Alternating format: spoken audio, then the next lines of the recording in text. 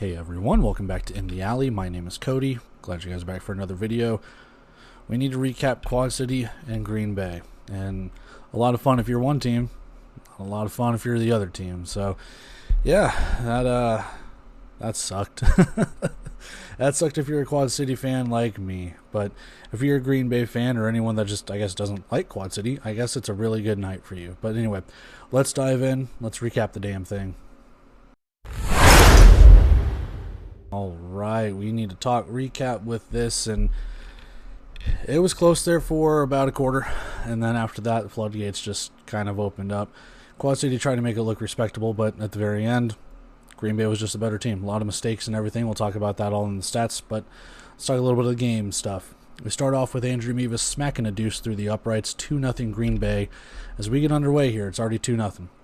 Steamwheelers' drive takes 4.5 minutes, but they can't even really cross midfield, and they can't complete a fourth down pass. Green Bay takes over with really great field position. And God, these the Star Wars uniforms, I think it was like a cross between Star Wars and Cancer Awareness. The numbers are really hard to read through the broadcast. I mean, it's white numbers on sky blue jerseys with like a red outline. It was just kind of tough to read, man. So I get where they're going at with it. Everyone does the Star Wars night or something, May the 4th and that, what have you. But it's just really hard to read those jerseys from the broadcast point of view. Might be the minority. It's fine. Doesn't matter, though. It's one play, one touchdown. You can read this one. It's Thompson throwing to the end zone, and welcome back, Trayvon Alexander. Touchdown, Green Bay. It is 9-0.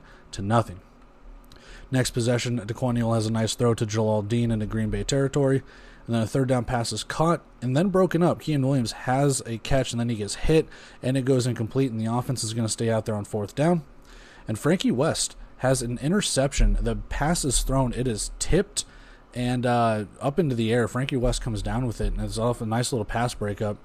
Green Bay takes over. Drayshawn Hudson has a catch to the Quad City 20, and the Blizzard are starting to go tempo like they do. They didn't really do too much tempo, but they did do tempo a little bit in this game. However, Charles Rosser will get home. Liam Thompson is sacked for a loss, and that makes it 3rd and 10. Thompson throws to the end zone, and Kevin Ransom, the former Blizzard, picks it off. So, again, just kind of getting a little bit of revenge on your former team right there. Quad City takes over. First play after the interception, though, Quad City puts it on the ground. Green Bay picks it up off the ground. It's a fumble recovery for Dorian Davis. It's a first down for Green Bay, and it's a 1st and goal, actually, for Green Bay. And then the Blizzard, they gain some yards, but they face a 4th and goal. Thompson runs the option to the right side, pitches it to DeMylan Brown.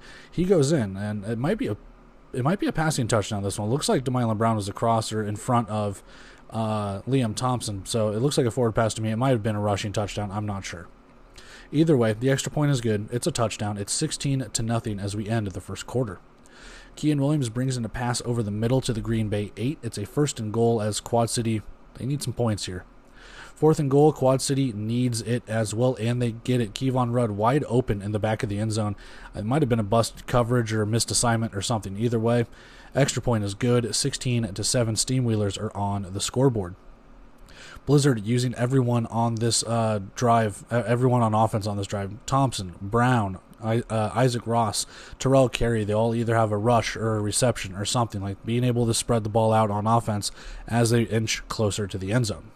And then they throw a pass, it's deflected, and the Steamwheelers intercept it off the tip. So another interception for Liam Thompson.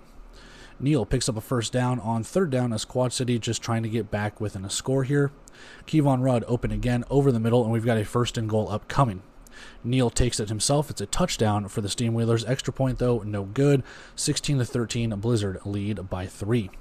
But Jan Bogdan, he makes up for it with a deuce. It's 16-15 now after that one goes through the uprights. The lead is down to 1. Out of the 1-minute warning here in the first half, Liam Thompson can't find anyone open, so he takes off. He's pushed into the dashers at the Quad City 5. It is a 1st and goal for Green Bay. Brown on the rush, he bounces off defenders, and he carries it into the end zone. It's a touchdown for the Blizzard. They lead it 23-15 now. Quad City returners collide on the ensuing kickoff. Ball just bounces around. Green Bay recovers the fumbled kick. It's simple as that, man. I mean, just stupid mistakes. Thompson to carry, and he reaches across for 6 points off the turnover. It's 30-15, Green Bay. Next drive for Quad City amounts to nothing. It's 3 and out. Bogdan's on for a field goal attempt, and he makes it. When we hit the halftime break here, it's 30-18 in favor of the Blizzard. Coming out of the second half, third down for Green Bay, no matter. Terrell Carey is wide open. Some busted coverage or something. He gets tackled inside the Quad City 5. Pitch out to the right side. Trayvon Alexander's close to the goal line. Refs say he crossed that goal line. So touchdown Green Bay. They extend that lead. It's 37-18 now. Quad City facing a third down on their next drive. On their first drive of the first half, or second half. Bleh. Neal hits Rudd for a first and goal. And then Neal with back-to-back rushes as he spins into the different painted area of the field. That's the end zone. Touchdown for Quad City. Extra point, no good again. It's 37-24. And then a bar ball off the kickoff. It hits the bottom crossbar and just goes like straight up into the air. Green Bay has it. They're able to return to the 10. And then Terrell Carey is a grown-ass man, dude. Just a simple hitch route. Just bounces right off a defender, just breaks the tackle. He takes off. He's got speed. He has so much space in front of him. Dives as defenders close in. He scores. Simple. Just too easy on that. It is a 40-yard receiving touchdown for Terrell Carey. Yeah, I don't know, man. It's just amazing. Either way, score 44-24 in favor of the Blizzard. And then Quad City on the next drive, they're bailed out by a defensive pass interference as they're starting to move and get closer to the Green Bay side of the field, which they eventually get into. Neal drops the football trying to throw it, but he recovers it. Fourth down inside the 5. Neal has Jared Ware open. He reaches across, and the ball is in the end zone. Touchdown Steamwheelers, but two-point try is no good. It is 44-30. Green Bay has a 14-point advantage. But not for long. Bogdan nails another deuce. It is 44-32 now. Just kick every extra point from the goal line at this point, man. I mean, if he's able to hit deuces but not extra points, I don't know what to tell you. We start the fourth quarter with Green Bay in possession and driving a little bit. Brown able to work to the Quad City side of the field. Charles Rosser has another tackle for a loss on Thompson. It brings up fourth down, but Thompson hits DeMylan Brown and they convert it for a first. Brown gets hit in the back. The ball pops directly up into the air and right into the hands of Drayshawn Hudson. Green Bay somehow retains it. Just crazy how this ball has just been flying around this entire game, man. Blizzard can't gain a first down, but they won't test fate. Mevis comes out for a field goal, and he misses. Quad City has a shot here to make it a one-possession game again. And then Neal and company work a first down. Neal then rolls out to the right side, and he drops the ball again. Green Bay recovers yet another fumble. I'm telling you, man, this ball just, it's like a magnet just flying. Either way, the defensive pass interference will give Green Bay a first and goal at the 2. Thompson will rush it in, and that might ice it here. It's 51-32 Green Bay with 6 minutes to play. And then a pooch kick, a nice little, not a deep kick or anything, not an onside, but like a little pooch kick.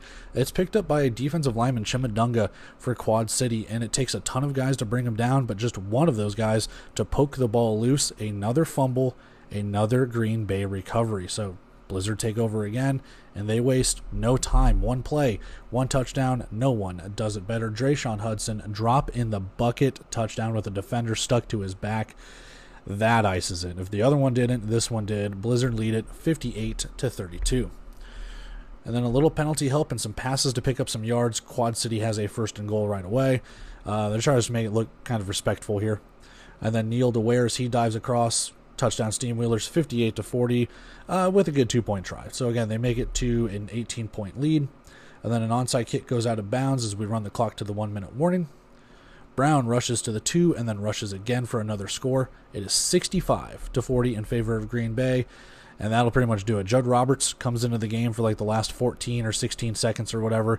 He gets tackled, time runs out, and the Blizzard just dominate the hell out of Quad City.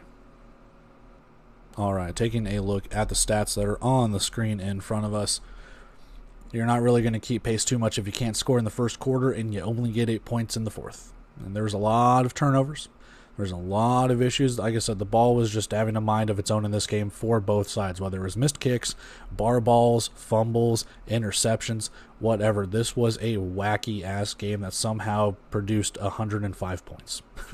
So, a really weird game, but regardless, Green Bay flexes their muscle. They score 60+, and it's kind of a typical Green Bay game at this point. They were able to run the ball. They were able to throw the ball, and I mean, while the defense did give up 40 points and Daquan Neal looked decent throwing the ball and even running a little bit, it still, Green Bay, with that offensive firepower, they looked really good. Taking a look at the game leaders on the left side here, Daquan Neal, 21 of 32, 194 yards, 3 touchdowns, 1 interception. It's not bad, it's not good. I mean, it's serviceable, but you need more. I know it sounds bad because how can you get more from 32 passing attempts and 21? Like you missed 11. At some point, it's just not enough. And I've been saying this, I've been harping on it so much. There needs to be someone else to step up on this offense. He can only do so much. He can throw it, but it's up to the guys to catch it. And yes, he can put it in spots where it gets intercepted or the pass gets broken up or whatever the case could be. I'm not sure. This isn't me trying to call out the guys. I get it. I don't play the sport. But at the same time, at some point you have to look at this and say, hey, what's this offense doing? They're gaining yards. They're putting points up there. And I'm not saying this is all on the defense.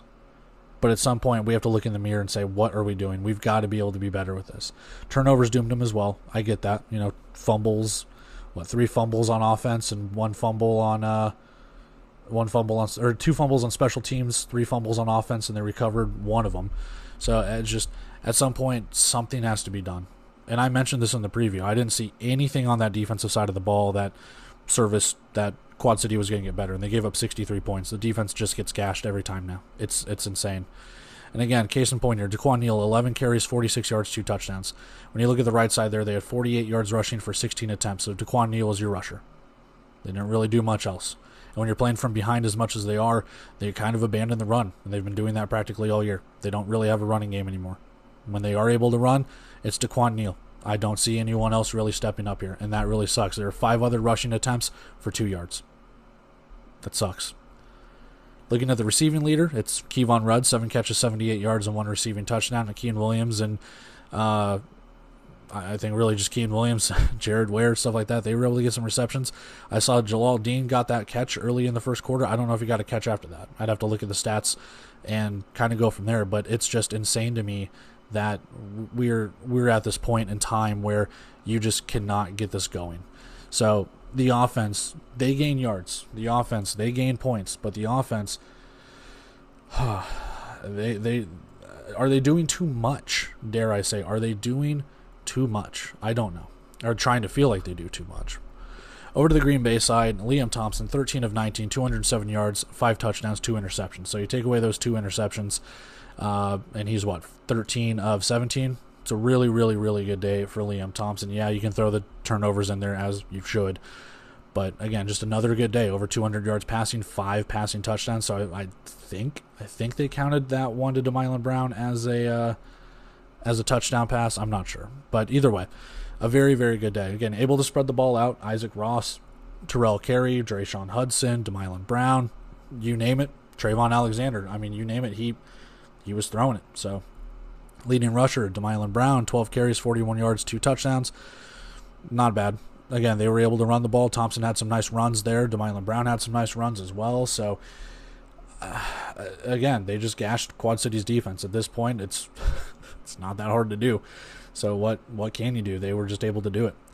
And then receiving leader, Terrell Carey, 4 catches, 95 yards, and 2 receiving touchdowns. Again, not the best day, not the worst day, but hey, 2 of your catches were touchdowns. You had 2 other catches, and you had a 40-yard sprint to the end zone. A really, really, really good day for him. Really good day offensively for Green Bay. Taking a look at stats on the right side here.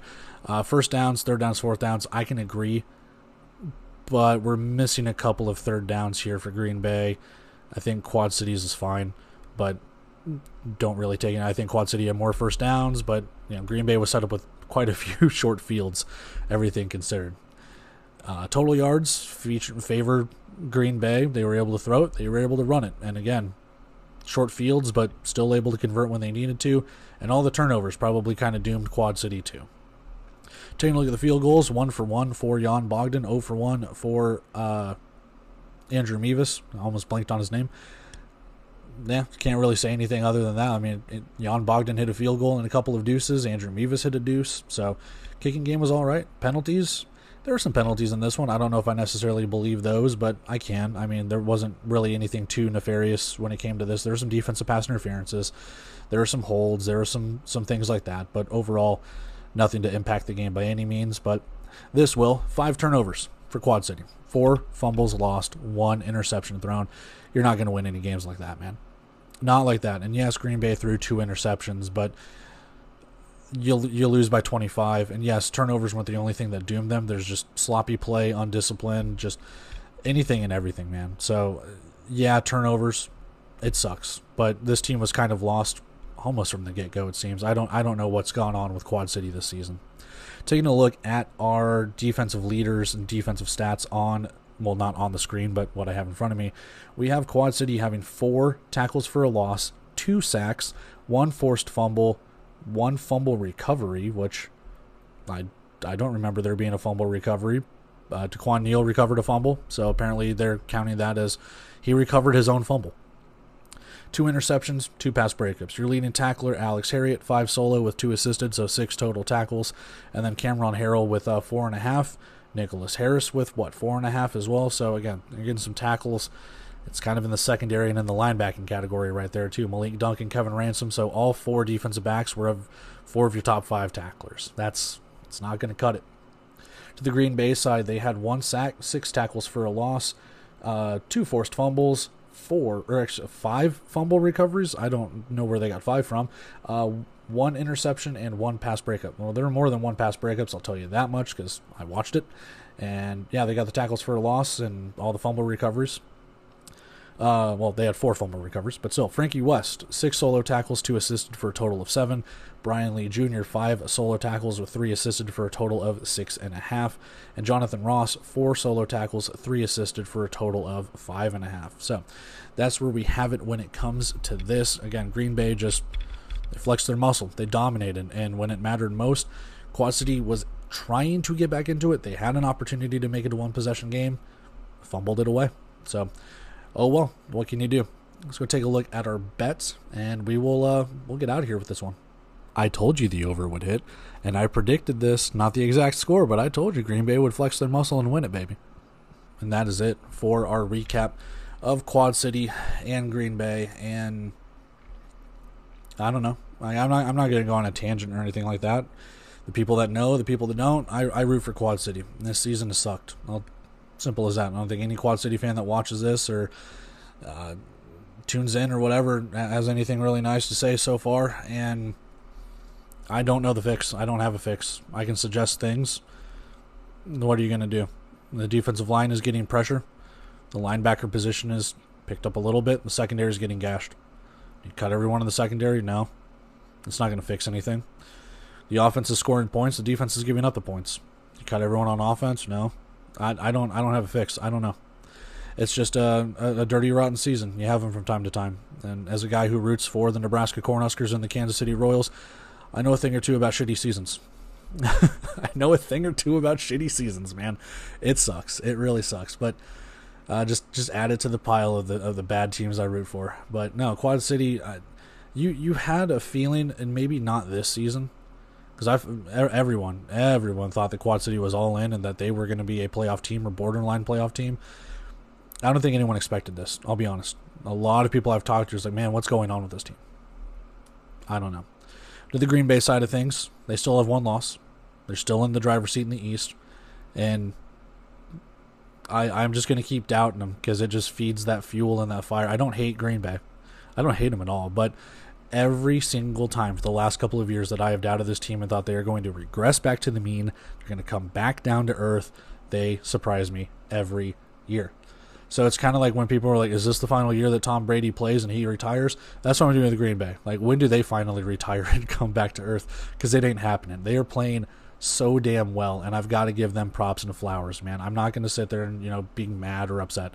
But, like, they have played at such a great level over the last couple of seasons, whether it's from the ownership trickling down, the coaches trickling down, or even just the players holding each other accountable on both offense and defense. I'm not sure, but their offense has been scoring at a clip, regardless of who's been in those positions. The defense has been able to shut teams down within reason, don't get me wrong, but at the same time, they've been able to play at such a high level in these last couple of years, make the playoffs, make the championship, make the Eastern Conference championship, all of this kind of stuff. who am I to keep hating, man? I'm just going to keep doubting them because it's just going to keep them winning and winning and winning. So maybe I'm secretly a Green Bay fan because I want to see them succeed, but I hate that they're succeeding because I doubted them, man. But that's where we have it. I'm going to take it off from here, guys.